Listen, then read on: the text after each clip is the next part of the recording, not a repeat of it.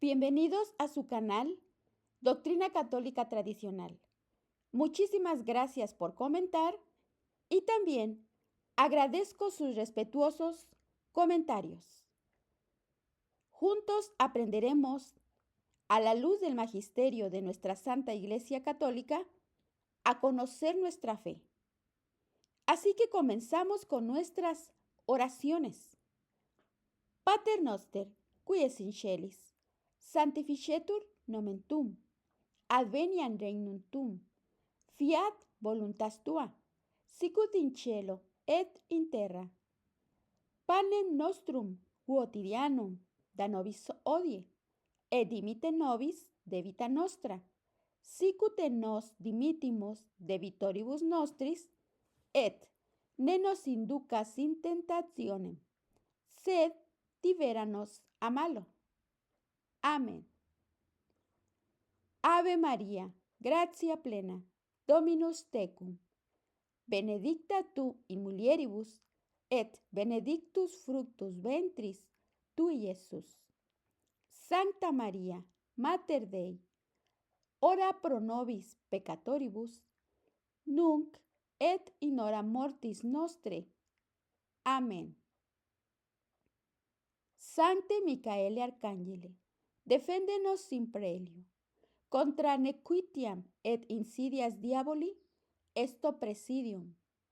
Imperet illi Deus, supplices deprecamur. Tuque princeps militia celestis, Satanam aliosque spiritus malignos, qui ad perditionem animarum pervagantur in mundo. Divina virtute in infernum detrude. Amén. Cor Iesus sacratitium, miserere nobis. Cor Iesus sacratitium, miserere nobis. Cor Iesus sacratitium, miserere nobis. Tercera parte de el tema. La Iglesia Católica tiene la respuesta. Por el padre Francois Egregui. Explicación del sacramento de bautismo.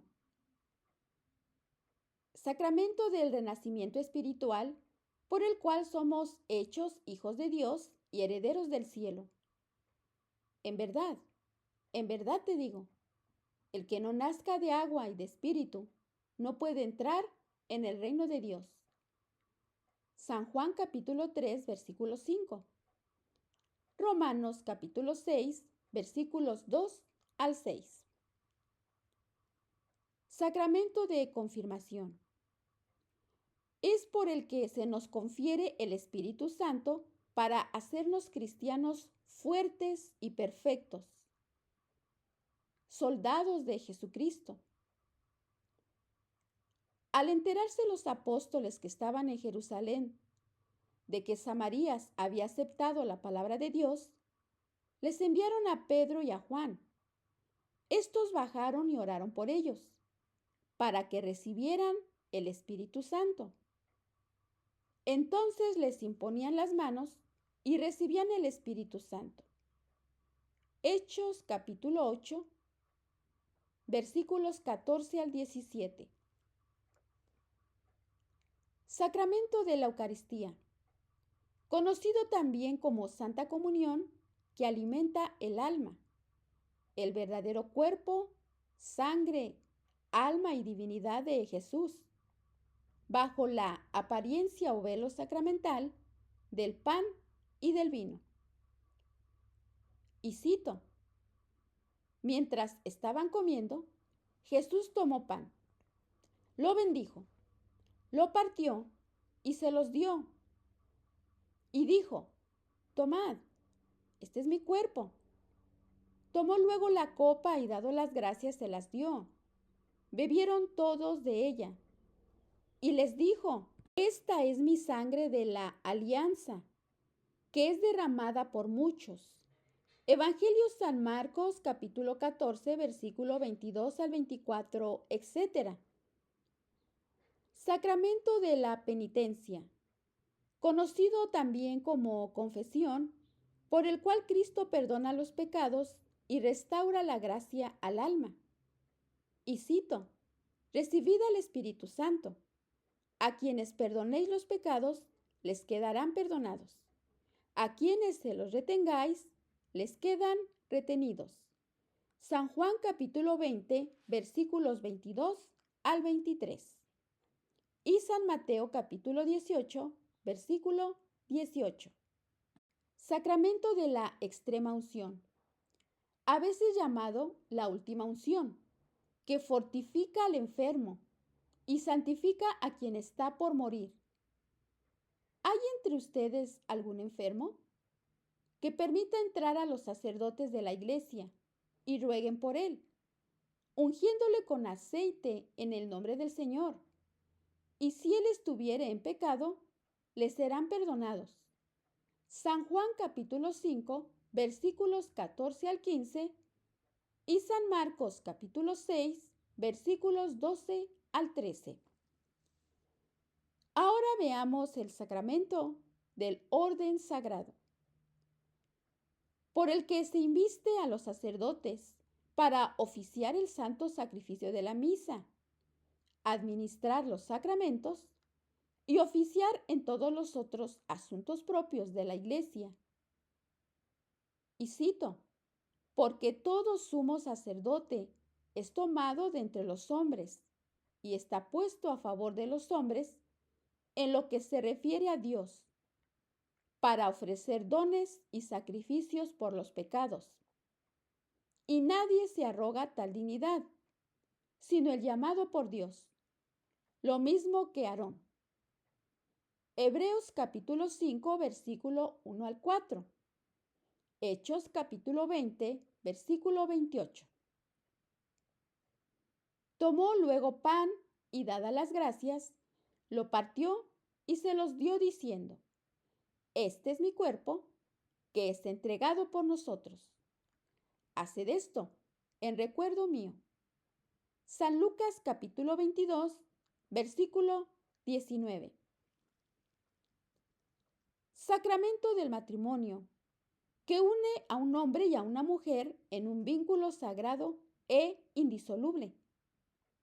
Y cito, por eso dejará el hombre a su padre y a su madre, y se unirá a su mujer, y los dos se harán una sola carne. Pues bien, lo que Dios unió, no lo separe el hombre. San Mateo capítulo 19, versículo 5. San Marcos capítulo 10, versículo 7 al 9. Tienen así ustedes la palabra de Cristo y el ejemplo de los apóstoles, que atestiguan la validez y eficacia de los 7 sacramentos de la Iglesia Católica. En verdad, cada uno de estos sacramentos es parte integrante del plan de Cristo para la salvación eterna del hombre. Siguiente pregunta. ¿Por qué la Iglesia Católica no anima a la lectura de la Biblia cuando, de acuerdo al apóstol, toda escritura es inspirada por Dios y útil para enseñar y para educar en la justicia? Segunda Timoteo capítulo 3, versículo 16. Si la Iglesia Católica no anima a la lectura de la Biblia, el Papa, los miles de obispos católicos y los millones de fieles católicos no se han percatado de ello. Porque los papas han emitido cartas pastorales, llamadas encíclicas, dirigidas a toda la Iglesia, sobre los efectos edificantes de la lectura de la Biblia. La Biblia católica supera ampliamente en ventas a nivel mundial a las otras Biblias cristianas. En realidad, siempre ha sido así. La primera Biblia cristiana fue producida por la Iglesia Católica, compilada por los estudiosos católicos del segundo y tercer siglo y aprobada para el uso de los cristianos por los concilios católicos de Hippo, año 393, y Cartago, año 397. La primera Biblia impresa fue producida bajo los auspicios de la Iglesia Católica, impresa por el inventor católico de la imprenta, Juan Gutenberg.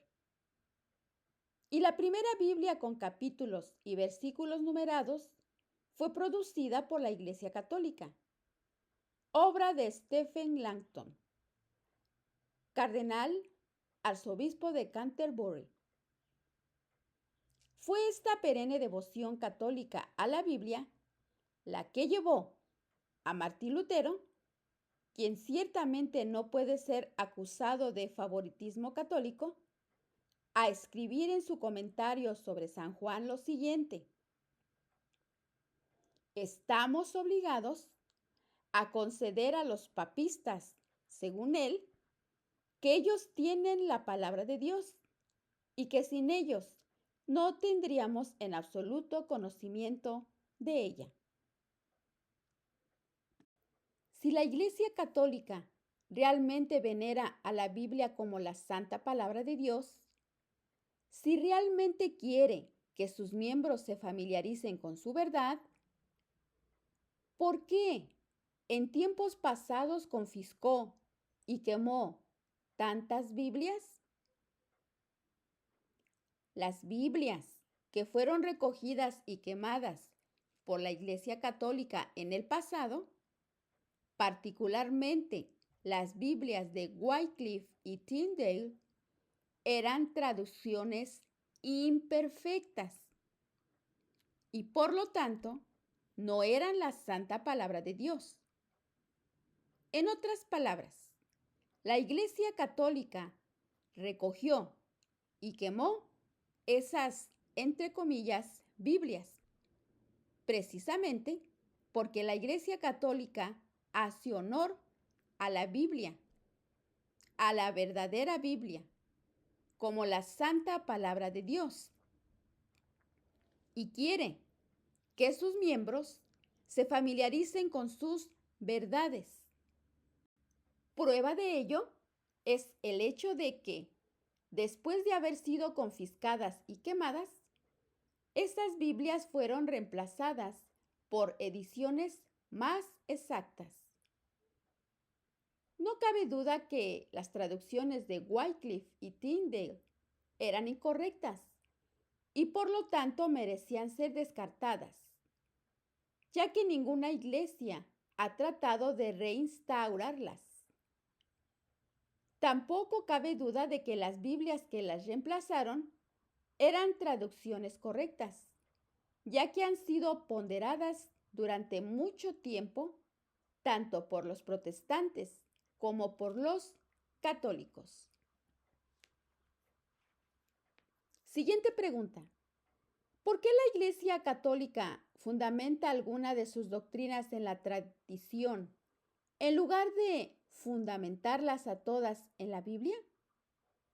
¿No les dijo Cristo a los fariseos que al sostener la tradición transgredían el mandamiento de Dios? Evangelio San Mateo capítulo 15, versículo 3, como también Evangelio San Marcos capítulo 7, versículo 9. Observemos que en la Biblia hay dos clases de tradición religiosa, la humana y la divina. Observemos además que cuando Cristo acusó a los fariseos, se refería, entre comillas, a los preceptos de los hombres. San Marcos, capítulo 7, versículo 7, a sus tradiciones humanas. Cristo quería que se exaltara y preservara la tradición divina, porque Él la hizo parte del contenido de la fe cristiana, como lo afirmó el apóstol San Pablo. Y cito: manteneos firmes y conservad las tradiciones que habéis aprendido de nosotros, de viva voz o por carta. Segunda Tesalonicenses capítulo 2, versículo 15.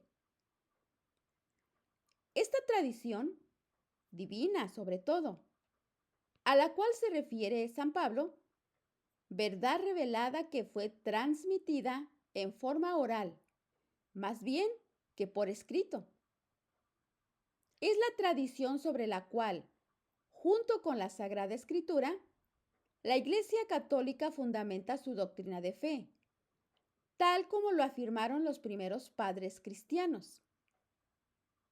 San Agustín escribió lo siguiente: por lo tanto, estas tradiciones de reputación cristiana, tan numerosas, tan poderosas y muy queridas, mantienen apropiadamente al creyente en la Iglesia Católica. El mismo Nuevo Testamento es un producto de la tradición cristiana.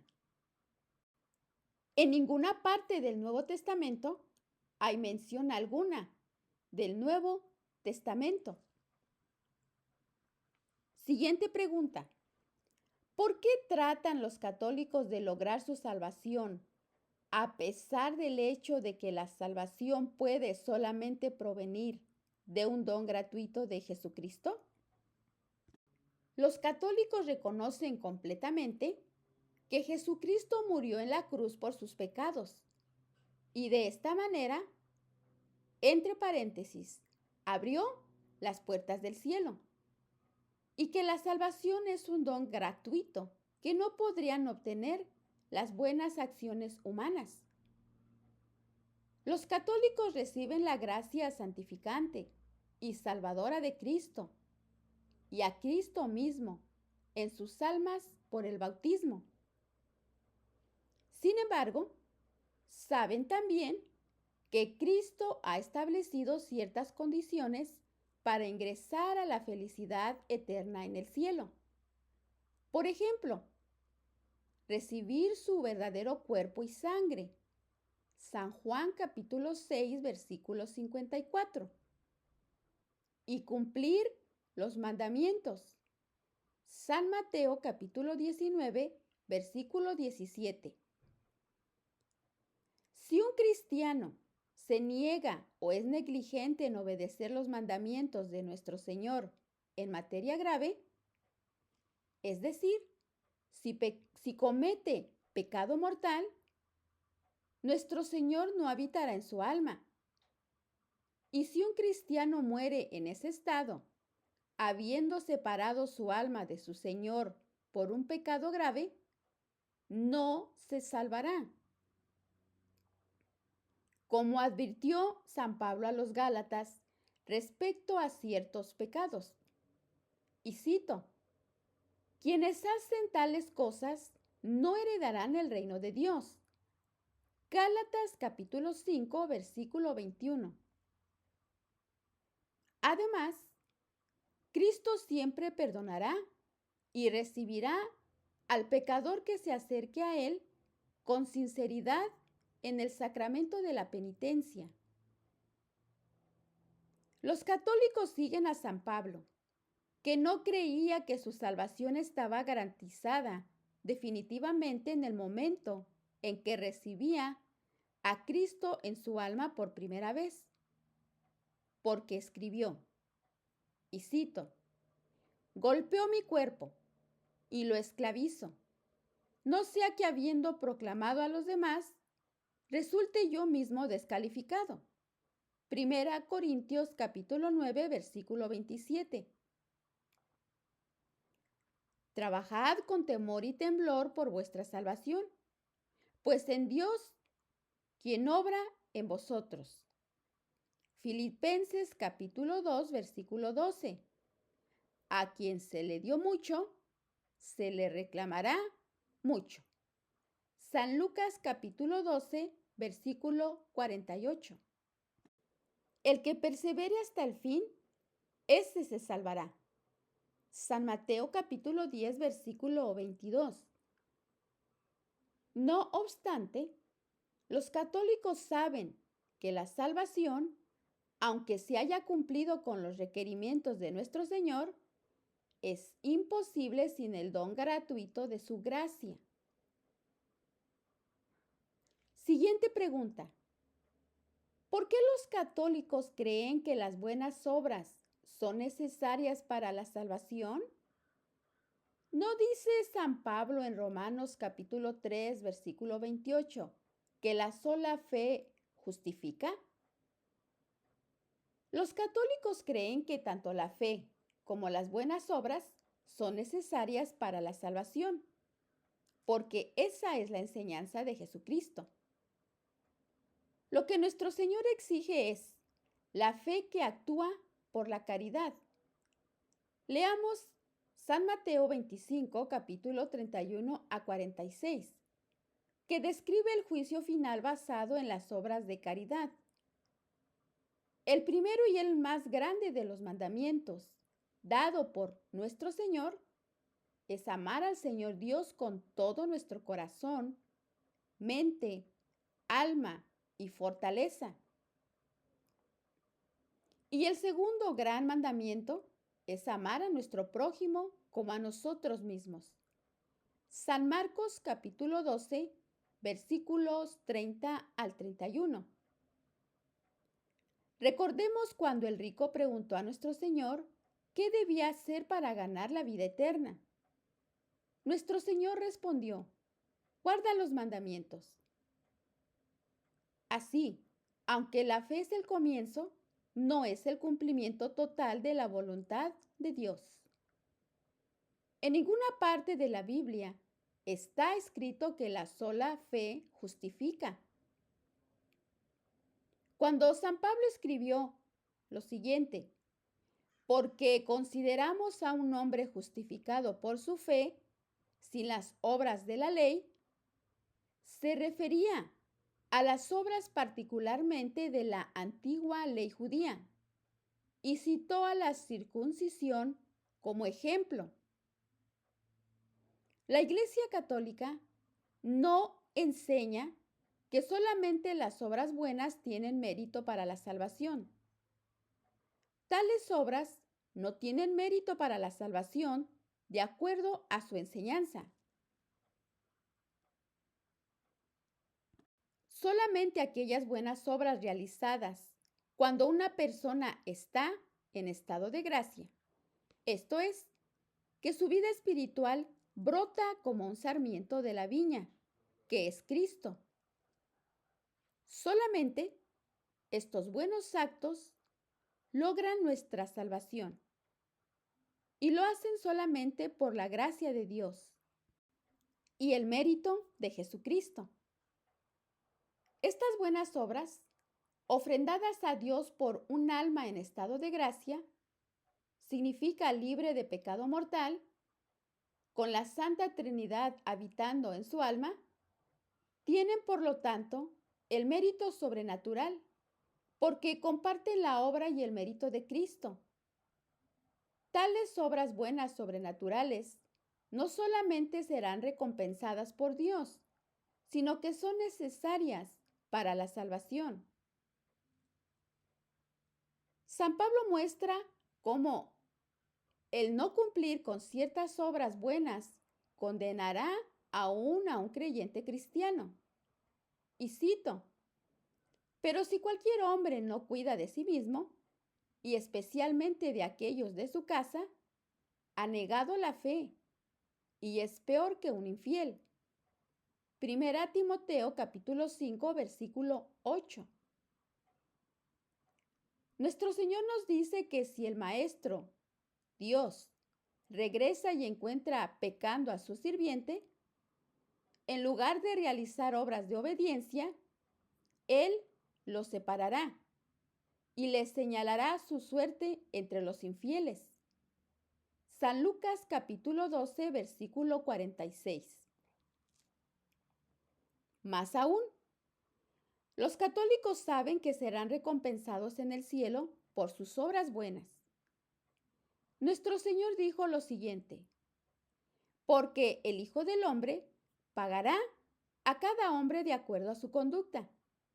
San Mateo capítulo 16, versículo 27. Y todo aquel que dé de beber tan solo un vaso de agua fresca a uno de estos pequeños por ser discípulo, amén, les digo que no perderá su recompensa. San Mateo capítulo 10, versículo 42.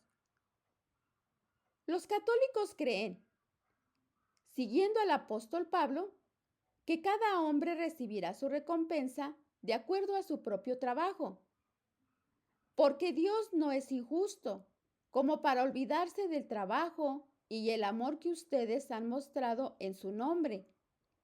Ustedes que han prestado servicio a los santos. Hebreos capítulo 6, versículo 10.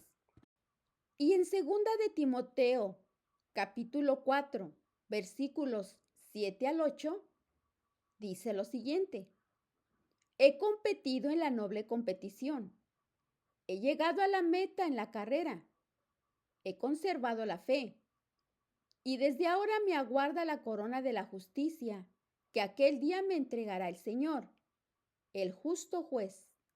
Y no solamente a mí, sino a todos los que hayan esperado con amor su manifestación.